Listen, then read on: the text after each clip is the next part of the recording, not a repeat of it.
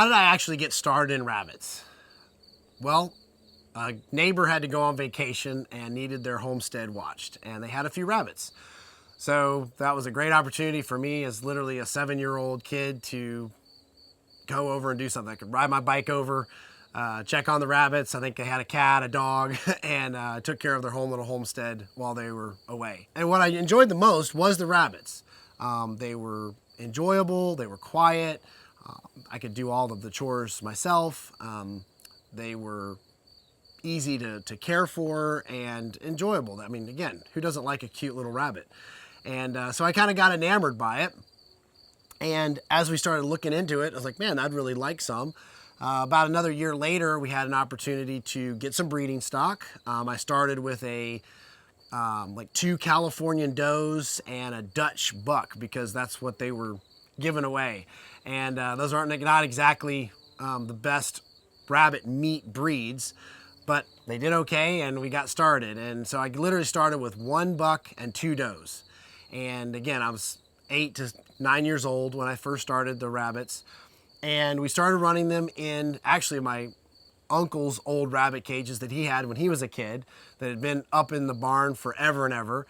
Pulled those down, started using them, and quickly started filling those up. Rabbits really do multiply like rabbits, and we had a lot coming on very quickly. Started realizing that these cages were too small to handle all the rabbits that we were going to have. We started making or building or buying our own, and I started making my own, learning how to make my own cages. Again, I'm 10, 12 years old at this point. I was in 4-H. I started using the rabbits as my 4-H projects. Completed a rabbit record book for 4-H every single year that I was in 4-H. And at the same time, building the business. So we're big on no debt, cash flowing and things like that. So I did get an interest-free loan from my parents at that point to kind of buy a few things and get some of the first rabbit feed orders and things like that. But quickly paid them off because at a very early age learning, debt didn't feel good.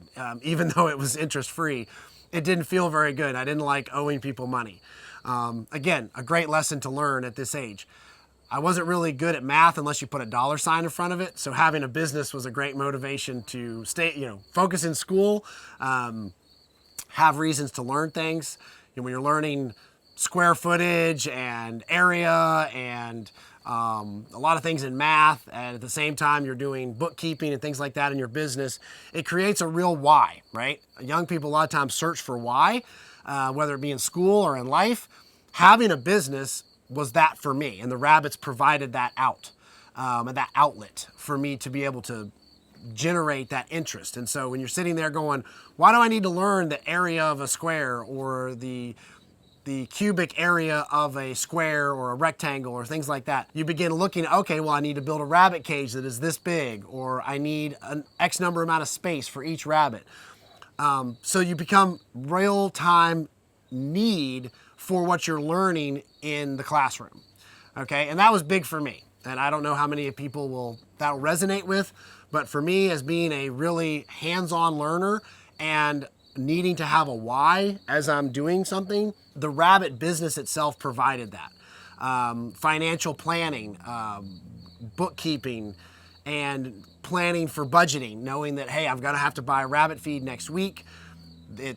At that time, it was $6 or $7 a bag. It's a little bit more than that now, but the concept is the same. And okay, I have $20 in my little jar, and I need to make sure I hold on enough to buy 2 or 3 bags next week, and begin budgeting and planning and being ready to have money available for these kind of things. And as I grew, I could then expand that little jar into some different things and realize, hey, I can now buy some new wire and build more cages myself, buy a few more breeding stock, because now the purchases could get a little larger as you begin to cash flow and build some equity. And see how that equity turning over in the business grew the opportunity for cash flow. All these economic lessons are learned in real time when you actually have a for-profit money-making business as a young person. Real-time knowledge, real-time need, and real-time education within growing the business was very important with the rabbits. As I looked at rabbits and I got them a few, I started breeding them, we put a little small blurb in our newsletter. At that time, we just sent out a paper newsletter, Polyface did, and said, hey, Daniel is 10 or 11 years old. He's starting the rabbit operation. Who would be interested to place an order for, meat rabbits? And that very first year, I got a response back from those folks with about 150 orders for each individual rabbits. Well, even at rabbit reproduction speed, that was hard. I needed more breeding stock. And so we ended up getting some more breeding stock, ramping up, and pretty much from that day forward, for the next 20 years, I was basically behind or sold out on the numbers that I needed. And that was a great place to be. You had a product that people wanted, and it was just a matter of producing. You don't call up a hatchery and get more baby rabbits. They don't come in the Easter basket. You have to actually grow the breeding stock, raise the baby rabbits yourself, and supply all of your needs. So it takes time. It's not just a snap your fingers and here comes some more baby chicks in the mail, right? And so growing that business took some time, but it was great to have a market and a ready market, and at the same time, something that a lot of people wanted. At my peak, I had over 80 does, which is a female rabbit. We'll get into the terminologies in a bit, but I had 80 does, and I was producing over 1,000 rabbits a year.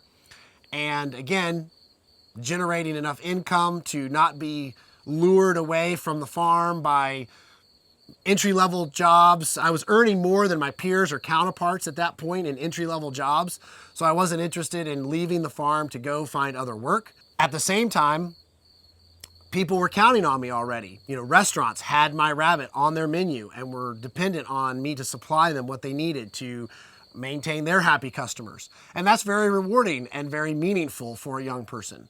And as I grew up in the late teens, having this business that I could be proud of, that I grew into, and at the same time learned so many life lessons from, was valuable beyond any financial number I could give it.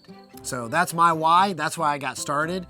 And that's one of the reasons my journey on the rabbits is more than just rabbits itself. It was a journey of business, finance, complete education, and growth in my formative years to become a leader and a teacher and understanding business, finance, and research and development and livestock production.